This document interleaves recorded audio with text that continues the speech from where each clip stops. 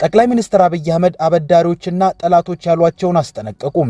ኢትዮጵያ ከብሪክስ አባል ሀገራት ጋር የጀመረችው የባህር ኃይል ልምምድ ከአሜሪካ ጋር ባላት ግንኙነት ላይ ተጽዕኖ ይፈጥራል የሚሉ ስጋቶች እየተሰሙ ነው። መጠኑ ከፍተኛ የሆነ የጦር መሳሪያ ከሶማሌላንድ በርበራ ወደብ ተነስቶ ወደ ድሬዳዋ መግባቱ ታወቀ። መንግስት የዋጋ ንረት ነጠላ አሃዝ ሆኗል ሲል ያወጣው ቁጥር የፖለቲካ ቁጥር ነው ተባለ። ጤና ይስጥልን፣ ኢትዮ ፍሮንቶች ነን። አብራችሁን ስትሆኑ እነዚህን ጉዳዮች በጥልቀት ትሰማላችሁ። እስከዛው ቻናላችንን ሰብስክራይብ፣ ላይክ እና ሼር እያደረጋችሁ አብራችሁን ቆዩም። ጠቅላይ ሚኒስትር አብይ አህመድ አበዳሪዎችን አስጠነቀቁ። ጠቅላይ ሚኒስትሩ አበዳሪዎችን ያስጠነቀቁት በቢሸፍቱ 12.5 ቢሊዮን የአሜሪካን ዶላር ያወጣል የተባለውን የአየር ማረፊያ ግንባታን ለማስጀመር በተካሄደ መርሃ ግብር ላይ ነው። በዚሁ መርሃ ግብር ላይ ጠቅላይ ሚኒስትር አብይ ይህን ፕሮጀክት ስንሰራ የፋይናንስና ብድር አቅራቢዎች ኢትዮጵያ በገበያ ሕግ መስራት ትፈልጋለች፣ እናንተ እግራችሁን የምትጎትቱ ከሆነ ግን እኛ ህዳሴን የሰራነንና ብቻችንን እንጓዛለን ሲሉ ተሰምተዋል። ጠቅላይ ሚኒስትሩ ይህን ለማለት ያበቃቸው ጉዳይ ምን እንደሆነ አልታወቀም። ቢሸፍቱ ላይ ለሚሰራው አየር ማረፊያ ወጪ 30 በመቶውን ራሱ የኢትዮጵያ አየር መንገድ እንደሚሸፍን የተነገረ ሲሆን ቀሪውን ደግሞ አበዳሪዎች እንደሚሞሉት ተነግሮ እንደነበር ይታወሳል። የአፍሪካ ልማት ባንክ ዋነኛ የፋይናንስ አፈላላጊ ሲሆን የአሜሪካ መንግስትም ለዚህ ፕሮጀክት ድጋፍ አደርጋለሁ ማለቱ የሚታወስ ነው። ታዲያ ጠቅላይ ሚኒስትር አብይ ከፕሮጀክቱ የገንዘብ አቀራረብ ጋር በተያያዘ ለምን ማስጠንቀቂያን መስጠት እንዳስፈለጋቸውና የትኛው ብድር አቅራቢ እግሩን መጎተት እንደፈለገ የተናገሩት ነገር የለም። ጠቅላይ ሚኒስትር አብይ በዚሁ ንግግራቸው ላይ ኢትዮጵያ የምታድግ ሀገር ናትና ከምታድግ ሀገር ጋር አትጋጩ ሲሉ ሌላ ዛቻ የተሞላበት ንግግርንም አድርገዋል። ጠላቶቻችን ብለው ለሰየሟቸው ግን በስም ላልጠሯቸው አካላት ባስተላለፉት መልእክትም መሬት ላይ ያለ አውሮፕላን በመኪና ሊገፋ ቢችልም አየር ላይ ትክክለኛ መገኛውን ሲያገኝ መሬት ትንሽ ሆና እንደምትታየው ኢትዮጵያም አሁን ያለችበት ሁኔታ ልክ መሬት ላይ እንዳለ አውሮፕላን ላይ ቢመስልም ነገ ቦታውን ማግኘቷ ስለማይቀር ከምታድገው ከዚች ሀገር ጋር አትጣሉ ሲሉ ተናግረዋል። በሀገራችን አንድ አባባል አለ። ከሚያድግ ልጅ ጋር አትቀያየም የሚል ታላቅ አባባል አለ።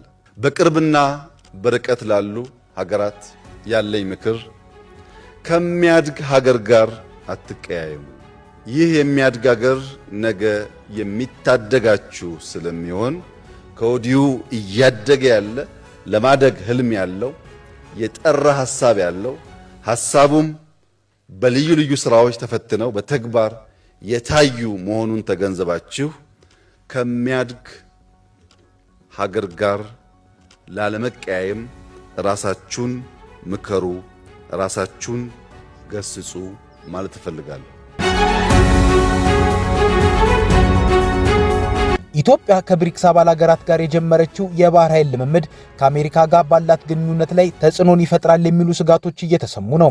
ኢትዮጵያ የምትሳተፍበት የብሪክስ አባል ሀገራት የባህር ኃይል ልምምድ ትላንት በደቡብ አፍሪካ ተጀምሯል። ልምምዱ በቻይና መሪነት የሚካሄድ ሲሆን ኢትዮጵያን ጨምሮ ሩሲያ፣ ኢራን፣ ሳውዲ አረቢያ፣ የተባበሩት አረብ ኤሚሬቶች፣ ህንድ፣ ግብፅና ኢንዶኔዥያ ይሳተፉበታል።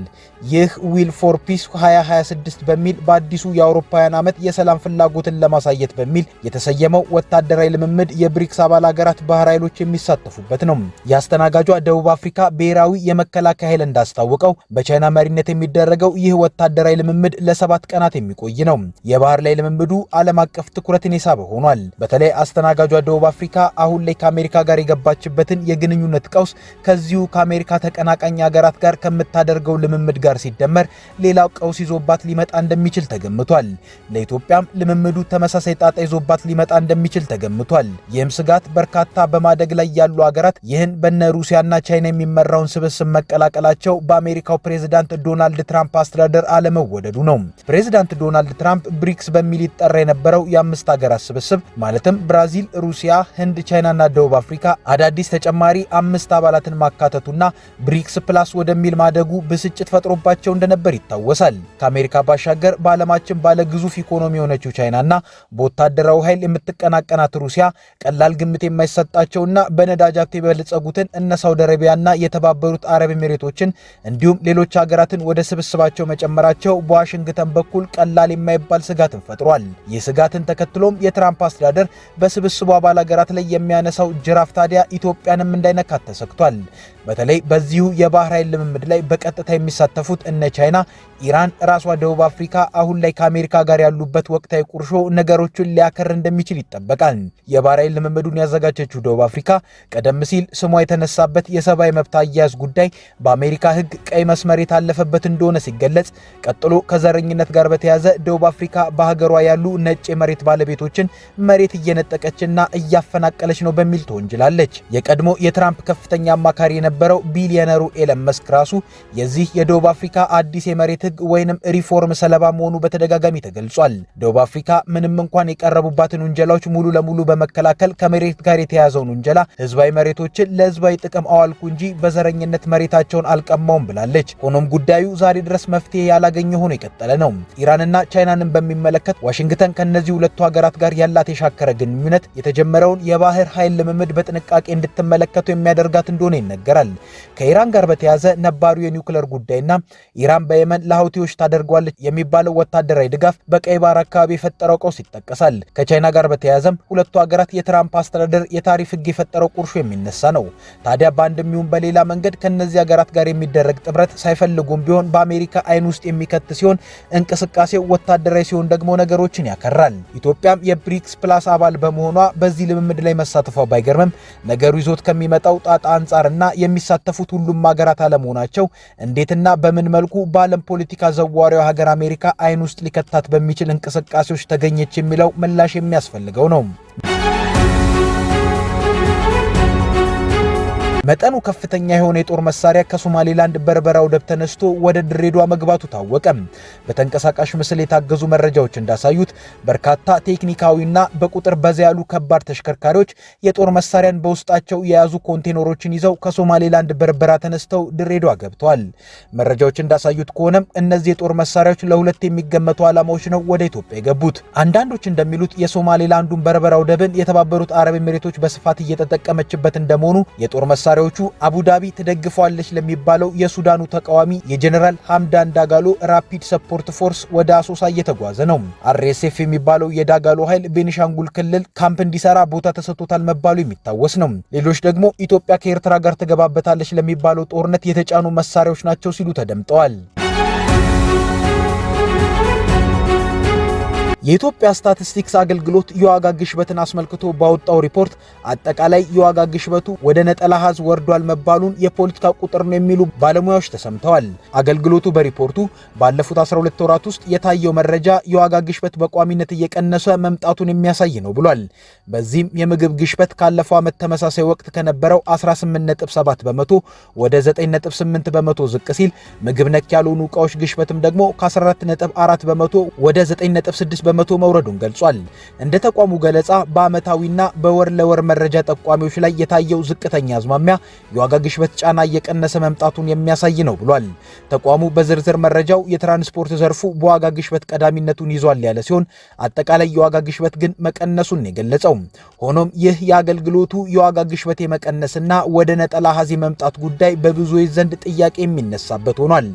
ዜጎች ዛሬም ከዕለት ምግብ ጀምሮ ባላቸው ገቢ ኑሯቸውን ለማስቀጠል በተቸገሩበትና በየጊዜው በሚታይ የምርቶችም ሆነ የአገልግሎቶች ዋጋ ጭማሪ እየተማረረ ባለበት ወቅት የኢትዮጵያ ስታቲስቲክስ አገልግሎት ሪፖርት በዚህ መልኩ መውጣቱ ለአብዛኛው ዜጋ ሰምቶ ለመቀበል የሚያዳግት ከእውነታው የተራራቀ የቁጥሮች ጨዋታ ሆኖበታል። ቁጥሮችንና የኢኮኖሚ ሁኔታውን በሚኖርበት ኑሮ ከሚለካውና ከሚረዳው ዜጋ ባሻገር ደግሞ በአገልግሎቱ ወይንም በመንግስት በየጊዜው የሚወጡ የኢኮኖሚ ሁኔታዎችን የተመለከቱ ሪፖርቶችና ስሌቶች በብዙ ባለሙያዎች ዘንድም ጥያቄ ተነስቶበታል። ባለሙያዎች እንደሚሉት በዚህ ደረጃ ቀነሰ እየተባለ የሚጠቀሰው ቁጥር የሚወጣበት ስሌት ከሳይንስም ጋር ቢሆን ለማስታረቅ አስቸጋሪ ነው። የዋጋ ግሽበት ቅነሳ ከአቅርቦትና ፍላጎት ጋር መጣጣም እንዳለበት ባለሙያዎች ያነሳሉ። ግሽበቱ በትክክል ቀነሰ የሚባለውም እነዚህ መሰረታዊ የኢኮኖሚ ስሌቶች ሲመጣጠኑ ቢሆንም በኢትዮጵያ እየወጣ ያለው ቁጥር ግን እውነተኛውን መቀነስ የሚያሳዩ አይደሉም። ባለሙያዎች እንደሚሉትም መንግስት የዋጋ ግሽበትን ተቆጣጠርኩ ለማለት የሚጠቀምባቸው ዘዴዎች በትክክል የዋጋ ግሽበትን ስለመቀነሱ የሚያሳዩ አይደሉም። መንግስት አሁን ላይ በዋናነት ግሽበትን ለመቆጣጠር እየተጠቀመበት ያለው ዘዴ በገበያ ላይ ያለ ገንዘብን ከመጠን እንዳያልፍ በተለያየ መንገድ በመገደብ ነው። ከነዚህም አንዱ ባንኮች ላይ የተጣለው የብድር ገደብ ሲሆን በዚህም ላይ ባንኮች በየዓመቱ የሚያበድሩት ብድር ከአንድ ዓመት በፊት ካበደሩት ከ24 በመቶ እንዳይበልጥ የሚገድብ ሲሆን ይህ የብድር መጠኑ ያለ ገደብ መለቀቅ ያደረበትን ስጋት ነባሩን የ18 በመቶ ገደብ ወደ 24 በመቶ ከፍ በማድረግ ብቻ አሰራሩን ለማስቀጠል አስገድዶታል። ይህም የባንኮችንም የተበዳሪዎችንም ፍላጎት በመገደብ ገንዘብን በባንኮች ለማቆየት ወይንም ወደ ገበያ እንዳይወጣ በመከላከል መንገድ ነው።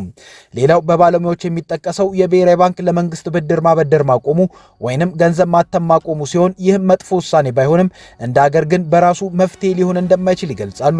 ከዚህ በተጨማሪ ባለሙያዎች መንግስት በገበያ ውስጥ ያለውን ገንዘብ ለመሰብሰብም ሆነ ገቢውን በከፍተኛ መጠን ለማሳደግ እየተጠቀሙ ያለው በቅሚያ ደረጃ እየተጠቀሰ ያለው የግብር አሰባሰብ ስርዓት ነው።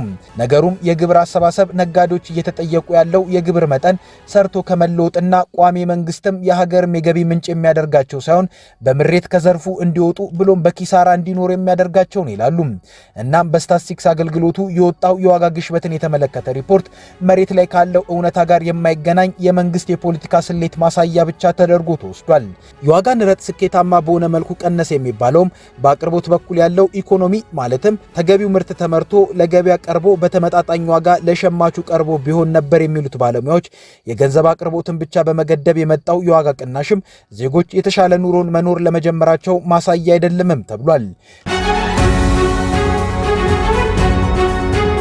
ከኢትዮ ፍሮንት የዛሬ ጉዳያችን ይሄ ነበር።